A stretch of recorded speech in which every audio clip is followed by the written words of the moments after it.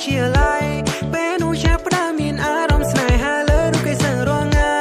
មានគេលួយប្រាំងងថារូបស្ររៀមរាអូនឈ្មោះវតៃទាំងចារឹងចារិយាគ្មានតត្រង់ណាមួយឡើយទេថ្លៃឮថាអូនរៀនគ្រូពេទ្យអ្នកគ្រូវបបៃដងមួយបានទេសពៀតឈៀងឡើងពេកខ្ញុំសាហើយការអីគេព្រោះខ្ញុំនឹងអ្នកគ្រូពេទ្យនឹកឃើញសំបីម៉ោងកេងតែសម័យរងថ្ងៃបបាយយូជាគូប្រេហើយបើសិនបានមែនទូឈឺអស់ម៉ានក៏ឲ្យដែរលោកអើយអូនគឺជាគ្រូពេទ្យ personal របស់បងហើយបងក៏ជាអ្នកជំងឺ personal របស់អូនមកបឋានហត់ពេកចាំបងជួយធ្វើវាម្ដងអង្គុយចិត្តសិនមកចាំបងជួយទៅបាច់ខ្នងអេចាំបងជួយចាំបាច់ខ្នងអេចាំបងជួយចាំបាច់ខ្នងអេចាំបងជួយចាំបាច់ខ្នង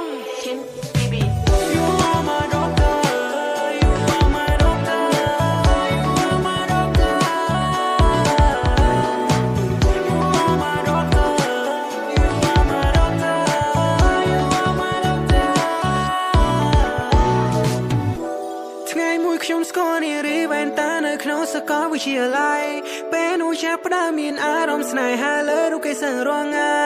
មានគេលួយប្រាំងងថារូបស្ររៀមរាអូនឈ្មោះវតៃទាំងចារឹងចារិយាគ្មានតត្រង់ណាមួយឡើយទេថ្លៃថ្ងៃមួយខ្ញុំស្គាល់នារីវ៉ែនតានៅក្នុងសាកលវិទ្យាល័យពេលនោះចាប់ផ្ដើមមានអារម្មណ៍ស្នេហាលើរូបគេសឹងរងថ្ងៃមានគេលួយប្រាំងងថារូបស្ររៀមរាអូនឈ្មោះវតៃទាំងចារឹងចារិយាគ្មានតត្រង់ណាមួយឡើយទេថ្លៃឮថាអូនរៀនគ្រូពេទ្យអ្នកគ្រូវបៃដងមួយបានទេសពៀតឈៀងឡើងពេកខ្ញុំសា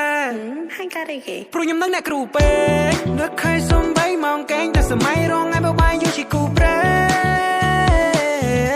ហើយបើសិនបានមែនទូឈឺអស់ម៉ានក៏ឲ្យដែរលោកអើយ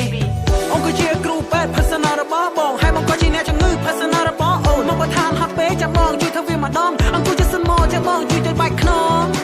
អេចាំបងជួយចាំបាច់ខ្នងអេចាំបងជួយចាំបាច់ខ្នងអេចាំបងជួយចាំបាច់ខ្នង